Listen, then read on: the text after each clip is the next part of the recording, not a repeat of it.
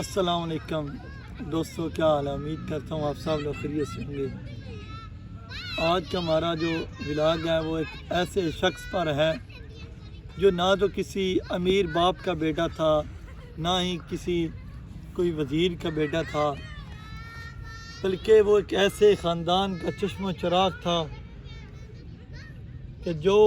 جنوبی پنجاب کے ایک پسماندہ علاقہ میں پیدا ہوا۔ ایک غریب باپ کا بیٹا، والد اس کا دہاڑی لگاتا تھا، مالی حالت ان کی بھی حد کمزور تھی، تو جس کا نام آج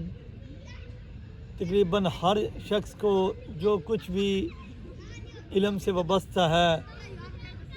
اس کے نام کو آج اگر پہلے کوئی نہیں بھی جانتا تھا، لیکن ان 2-3 دنوں سے ہر بندہ اس کو جان گیا۔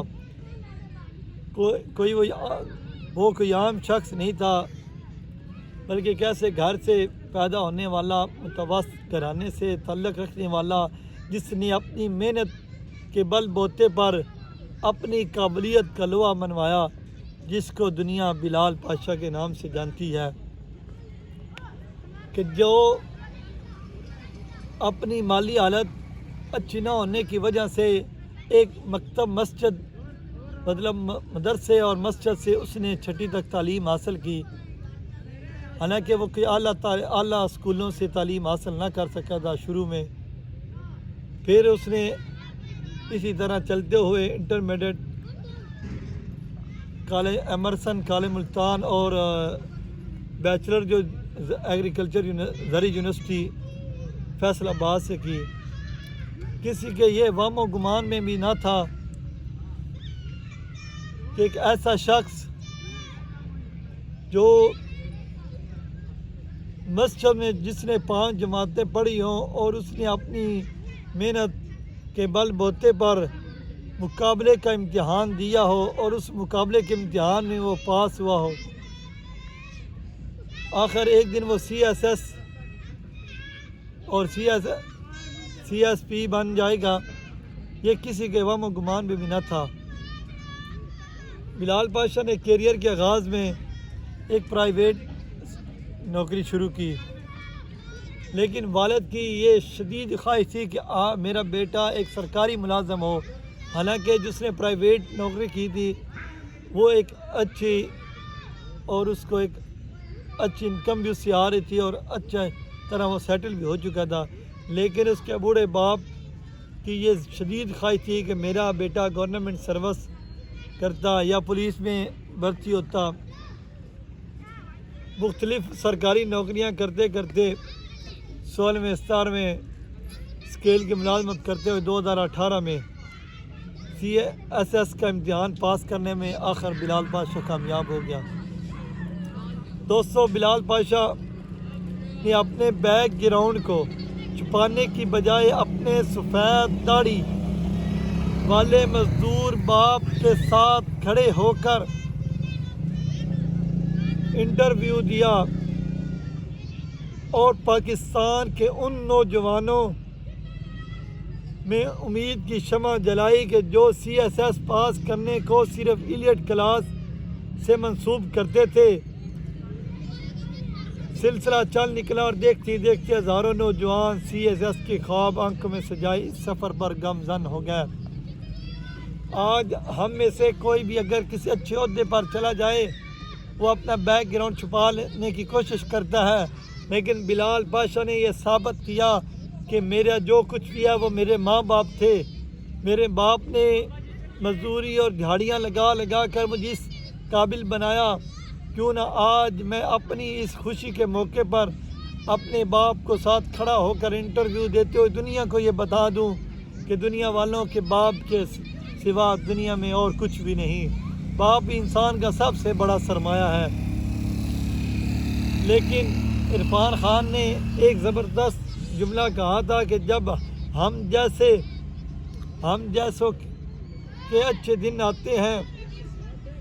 تو موت بیچ میں ٹپک پڑتی ہے۔ اگر یہ قدرت کا قانون ہے، کسی غریب خاندان یا کوئی عام بندہ جب کسی اسٹیج پر پہنچتا ہے بس اس کی زندگی مختصر ہوتی ہے، وہ دنیا کو چھوڑ کر اس جہان چلے جاتا ہے۔ بلال پاشا کی زندگی کی ابھی شروعات ہی ہوئی تھی کہ موت نے آخر اسے آ کر دبوچ لیا، لیکن سول سروس کی وجہ سے ملنے والے ڈپریشن، وہ جس سے بھی بات کرتا تھا اور جس کو بھی وہ کوئی بات کرتا تو یا وہ یہی کہتا تھا میں نوکری چھوڑ دوں گا یا خود کشی کر لوں گا، کیونکہ انسان جب کسی اچھے اسٹیج پر پہنچتا ہے تو ڈپریشن کا شکار ہو جاتا ہے۔ بلال کی موت بڑی ہی دردناک اور سبق آموز ہے، کیونکہ ایک ڈپریشن جان لیوا بیماری ہے۔ ارب پتی مولانا طارق جمیل صاحب کے ارب پتی بیٹے کو بھی جس نے دبوچ لیا، وہ بلال پاشا جیسے افسر کو کہاں چھوڑتی تھی، اتنا بھی نہیں بھاگنے دیا کہ وہ ثابت کر سکتا کہ جیسے فرانس کا نپولین بوناپارٹ روس کو شکست دے کر اپنی 6 لاکھ فوجوں کے ساتھ آگے بڑھتا گیا، وہ جنگ تو جیت گیا لیکن سرد موسم کی وجہ سے صرف 10,000 فوجیوں کو بچا سکا۔ کسی نے خوب کہا تھا کہ جس کی طلب میں تڑپ رہے ہوں وہ مل بھی جائے تو کیا کرو گے؟ یا پھر چارلس بکوسی نے کسی سے کہا تھا کہ ڈھونڈو اسے جس سے تمہیں محبت ہو تاکہ وہ تمہیں مار سکے۔ بلال پاشا کو بھی اپنے کیریئر سے محبت تھی، اس نے بھی اس کو انتہا درجے کے لیے ڈھونڈا اور آخر کامیاب بھی ہوا۔ ہر سال 17% لوگ بیوروکریٹ اپنی نیلی بتی اور سرسبز پلیٹ کو اللہ حافظ کہتے ہوئے استعفے دے دیتے ہیں۔ بلال بھی یہی کہتا تھا، یہ لوگ بتی اور سرسبز پلیٹ دیکھتے ہیں لیکن میرے اندر نہیں دیکھتے۔ آج کی رات جو 2-3 دن پہلے رات گزری، بلال کے والد جو سفید داڑھی بارش حالت کے لیے بہت بھاری تھی، آج وہ اپنے ناتوام